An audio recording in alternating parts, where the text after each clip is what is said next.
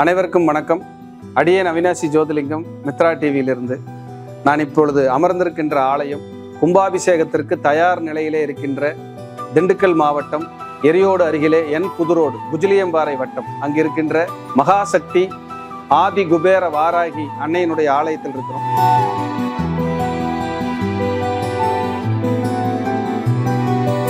கும்பாபிஷேகத்துக்கு ஆலயம் தயார் நிலையில் இருக்கு.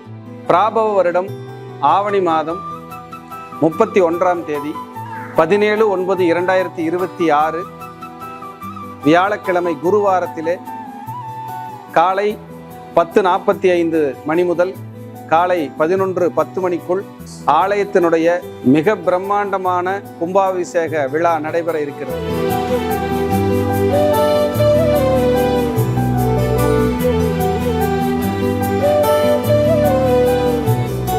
இந்த நிகழ்வை பார்த்து கொண்டிருக்கின்ற நீங்கள் இந்த கும்பாபிஷேக விழாவிலே கலந்து கொண்டு உலக நாடுகளில் நீங்கள் எங்கிருந்தாலும் எந்த வெளியூரில் இருந்தாலும் உங்களை எல்லாம் அன்போடு இருகரம் கூப்பி இந்த ஆலயத்திற்கு அடியேன் சார்பாகவும் இந்த கோவில் நிர்வாகத்தின் சார்பாகவும் சக்திவேல் சுவாமிகள் இந்த கோவிலுடைய ஆலய ஸ்தாபகர் அவர் ரொம்ப சிரமப்பட்டு இந்த ஆலயத்தை உருவாக்கி ஒரு அடுத்த கட்டத்துக்கு கொண்டு வந்திருக்காரு. அது ஒரு பிரம்மாண்டமான ஒரு சக்தி அந்த இடத்துல அம்பாள் உட்கார்ந்துருக்காங்க, உயிரோட்டமா இருக்காங்க. இங்கே யாரெல்லாம் வழிபடுறீங்களோ அவங்களுக்கெல்லாம் நிச்சயமா உங்களுடைய எல்லா நெருக்கடிகளும் தீர்ந்து சுபிட்சம் கிடைக்குங்கிறதுல எந்த மாற்று கருத்துக்கு இடமே கிடையாது.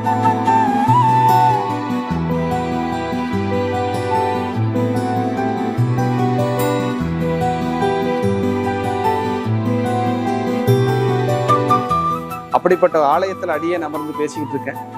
நீங்களும் எல்லாரும் வரணும், உங்களையும் நான் இந்த ஆலயத்தில் எல்லாரையும் பார்க்கணும்னு விருப்பப்படுறேன். கண்டிப்பா வாங்க.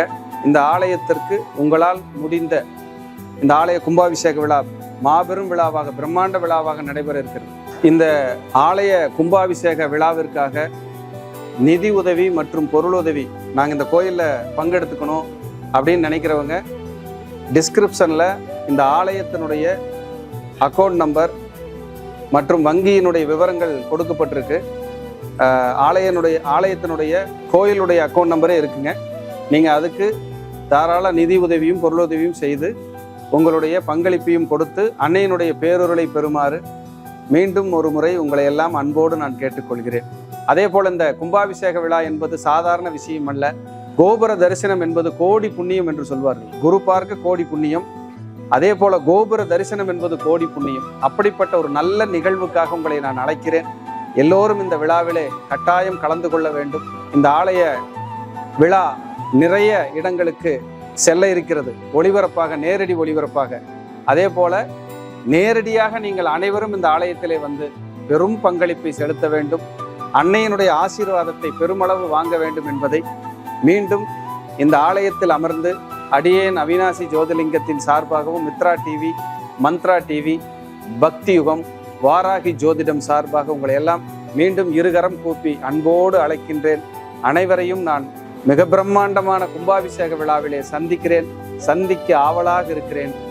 நன்றி, வணக்கம், வாழ்க வளர்க.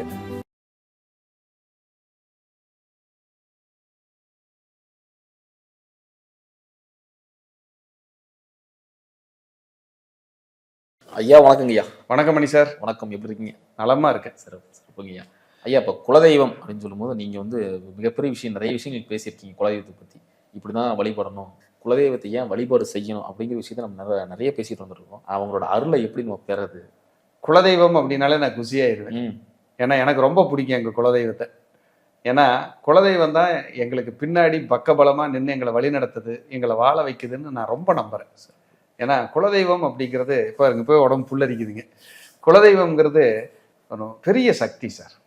நம்ம அம்மா அப்பா, பாட்டனார், முப்பாட்டனார், பாட்டன், பூட்டன், நம்ம வர்க்கம், நம்ம பங்காளிகள் எல்லா குழுமமாக நின்று அந்த தெய்வத்தை கும்பிட்டு ஒரு தீபாராதனை காட்டி, ஒரு அபிஷேக அர்ச்சனை பண்ணதுக்கப்புறம் தீபாராதனை காட்டி, ஒரு படையல் போட்டு அந்த குலதெய்வத்தை அலங்காரமெல்லாம் பண்ணி அந்த ஸ்க்ரீன் அப்படி ஓப்பன் பண்ணி அந்த தீபாராதனை காட்டும்போது அந்த தெய்வத்துக்கிட்ட இருந்து ஒரு கருணை பார்வை வரும் பாருங்க. பாப்பா இன்னைக்கெல்லாம் பார்த்துக்கிட்டே இருக்கலான் இருக்கும் சார். அப்படிப்பட்ட ஒரு பொக்கிஷம், அப்படிப்பட்ட ஒரு தெய்வம் தான் நமக்கு எப்பவும் பக்கபலமாக இருக்கிற குலதெய்வம். அந்த குலதெய்வம் ஒரு மனுஷனுக்கு என்னைக்குமே கூடவே இருக்கும் சார். நாம் குலதெய்வத்தை மறந்துடலாம் சார், குலதெய்வம் சத்தியமாக சொல்கிறேன் சார், நம்மளை மறக்கவே மறக்காது சார். நான் எப்பவுமே இந்த சத்தியம்ங்கிற வார்த்தை யூஸ் பண்ண மாட்டேன். ஆனால் இன்னைக்கு சொல்கிறேன்னா, குலதெய்வத்து மேலே வச்சிருக்கிற காதல், அன்பு, அது மேலே வச்சிருக்கிற அந்த குலதெய்வம் என் மேலே வச்சிருக்கிற கருணை, இதெல்லாம் இணைஞ்சு தான் நான் இங்கே பேசுகிறேன். இப்போ நான் இந்த வீடியோ பேசுகிறதே வந்து என் குலதெய்வத்துக்காக மட்டுமில்லை, இந்த வீடியோ பார்த்துட்டு இருக்கிற உங்களுடைய குலதெய்வமும், ஒவ்வொரு மனிதர்கள் பார்த்துட்டு இருக்காங்களா அவங்க குடும்பத்தோட குலதெய்வமும் இப்போ உங்கள் கண்ணு முன்னாடி உங்கள் கூட உங்கள் பக்கத்தில் நின்றுட்டு இருக்கும். அப்படின்னா மாற்றமே இல்லை. இந்த தருணத்தில் உங்கள் உடம்பு இப்போ சிலாய்த்திருக்கும், சிலிர்ப்பு ஏற்பட்டிருக்கும், உங்கள் குலதெய்வம் உங்ககிட்ட வந்துருச்சுன்னு அர்த்தம். அப்படிங்கிற ஒரு அற்புதமான ஒரு குலதெய்வ செய்தி இங்கே நான் சொல்லிக்க விரும்புகிறேன்.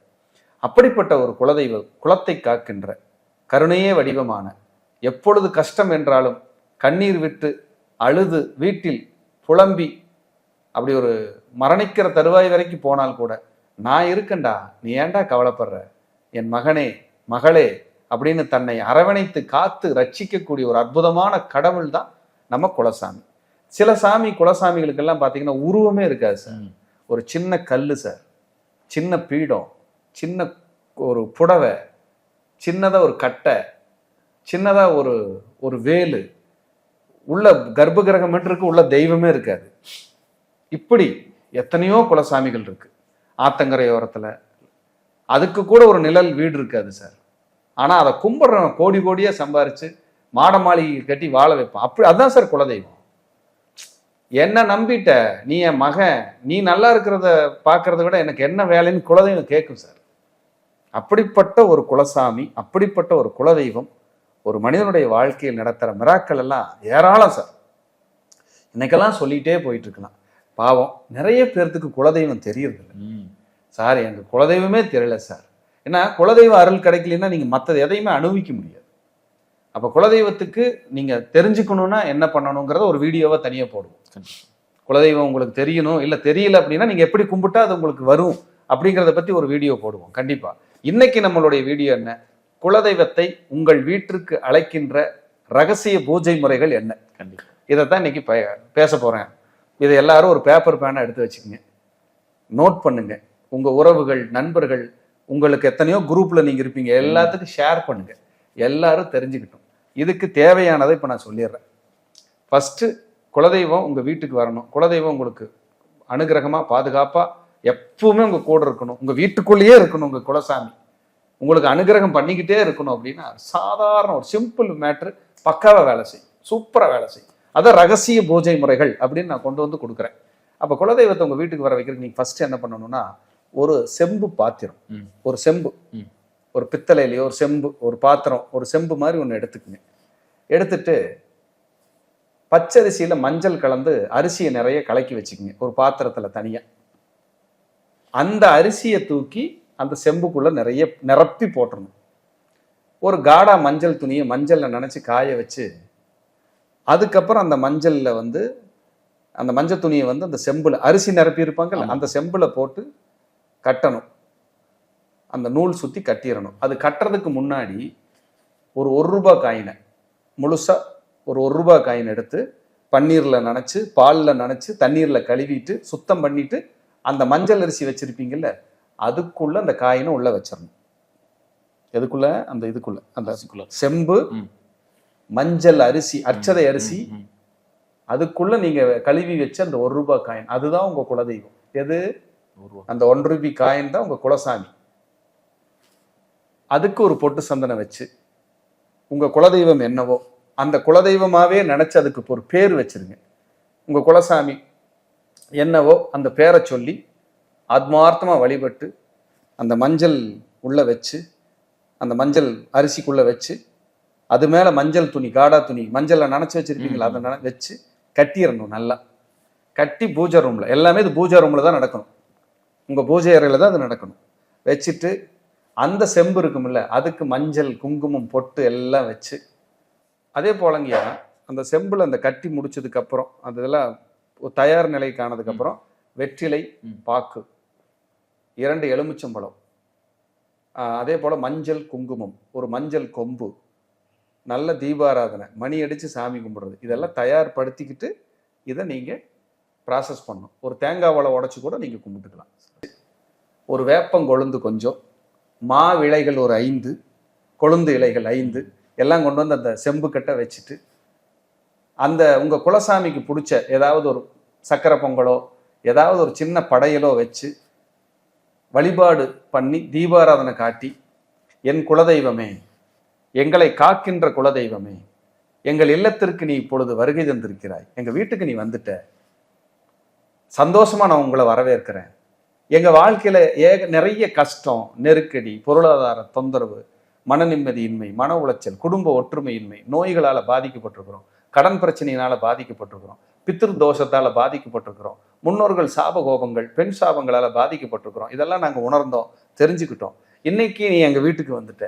இன்னையிலிருந்து இந்த தோஷம் இல்லாமல் எங்களையும் எங்கள் குலத்தையும் எங்கள் குடும்பத்தையும் எங்கள் குழந்தைகளையும் எங்கள் வம்சத்தையும் இந்த நாளிலிருந்து நீ எங்களை காப்பாற்ற வேண்டும் என்று வேண்டி பிரார்த்தனை செய்து, அந்த செம்பு வச்சிருப்பீங்கல்ல, அதுக்கு ஒரு தீபாராதனை காட்டி நல்லா வேண்டிட்டு, முடிஞ்சா ஒரு 10 நிமிஷம் அந்த இடத்துல உட்கார்ந்து நல்ல ஆத்மார்த்தமா குடும்பமே சண்டை சச்சரவு எதுவும் இல்லாமல் நல்லா வேண்டிட்டு, அந்த காயினை மறுபடி அந்த செம்பில் இருக்கிறத பிரித்து அந்த காயினை எடுத்து அந்த மஞ்சள் துணி வச்சு மூடுனீங்கள்ல அந்த செம்பை, அதே மஞ்சள் துணியில் அந்த கொஞ்சம் அரிசி எடுத்து போட்டு ஒரு முடிச்சு போட்டு, உங்கள் நிலவாயில் இருக்குமில்ல, நிலக்கதவு, அந்த வாயிலில் மேலே ஒரு சின்ன ஆணி அடித்து வச்சுருப்பேன் எப்பவுமே, அதில் கட்டிடுங்க.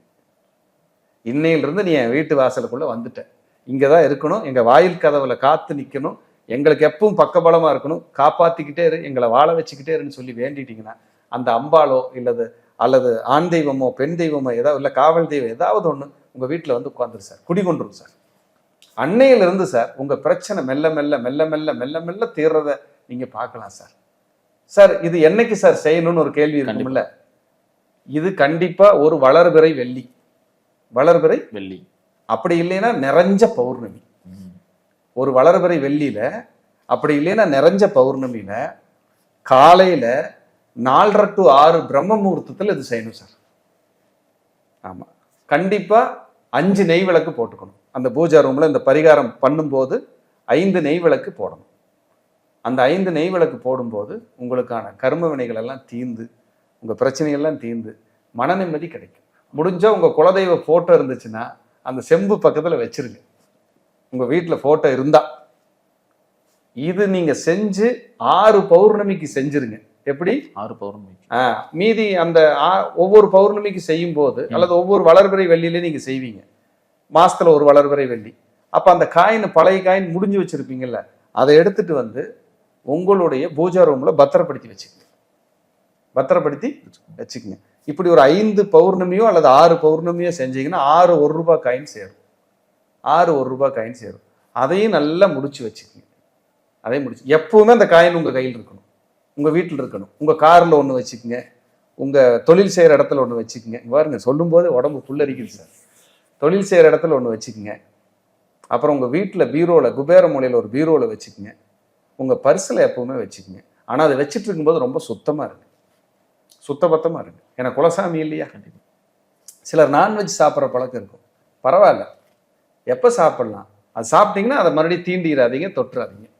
பூஜா ரூம் நல்லா பூட்டிடுங்க, இல்லை ஸ்க்ரீன் போட்டுட்டு அந்த இதை வேணும். ஆனால் இந்த பரிகாரம் பண்ணுறதுக்கு 1 வாரத்துக்கு முன்னாடியே நீங்கள் ரொம்ப சுத்தபத்தமாக இருக்கணும். வீடு வாசல்லாம் தெளிச்சு விட்டு நல்ல சாணமெல்லாம் போட்டு மொழுகி நல்லா நீட்டாக வச்சுட்டு பிரம்ம முகூர்த்தத்தில் இந்த பூஜையை மட்டும் பண்ணுங்க. உங்கள் குலசாமி உங்கள் வீட்டுக்கு வரலைன்னா நீங்கள் அப்புறம் வந்து என்னை கேட்கலாம். நீ இதை சவாலாகவே சொல்கிறேன். உங்கள் தெய்வம் உங்கள் கூட வந்து உட்காந்துரும். ஏற்கனவே உங்களுக்கு குலதெய்வ அருள் இருக்கலாம், அதையெல்லாம் தாண்டி இது 1000 மடங்கு உங்கள் குலசாமி உங்கள் வீட்டில் கொண்டு வந்து உட்கார வச்சிடும். இப்படிங்க ஐயா, மேற்சொன்ன குலதெய்வ பரிகாரங்களை நம்ம செய்ய செய்ய உங்கள் கௌரவம் காப்பாற்றப்படும், உங்களுடைய தொழில் முன்னேற்றம் அடையும், உங்கள் கஷ்டங்கள் கரைந்து அந்த காற்றோட போய் நீங்கள் நிம்மதி பெருமூச்சு விட்டு மனநிறைவோட மன நிம்மதியோட வாழ்கிறத இந்த 6 மாத இடைவெளியில் கண்கூட பார்க்க ஆரம்பிப்பதற்கு உங்கள் குலதெய்வம் உங்களை வழிநடத்துவதை நீங்கள் கண்கூட பார்ப்பீர்கள். இதுதான் உங்கள் குலதெய்வத்தை உங்கள் வீட்டிலே அமர வைக்கின்ற, வரவைக்கின்ற அற்புதமான முறை என்பதை சொல்லி உங்கள் குலதெய்வ ஆசீர்வாதம் உங்கள் குலத்திற்கும் குடும்பத்திற்கும் எப்பொழுதும் சிலாய்ப்பாக முத்தாய்ப்பாக நிரந்தரமாக நிலைத்து நிற்கட்டும் என்று சொல்லி வாழ்த்தி மகிழ்கிறேன். நன்றி, வணக்கம், வாழ்க வளர்க.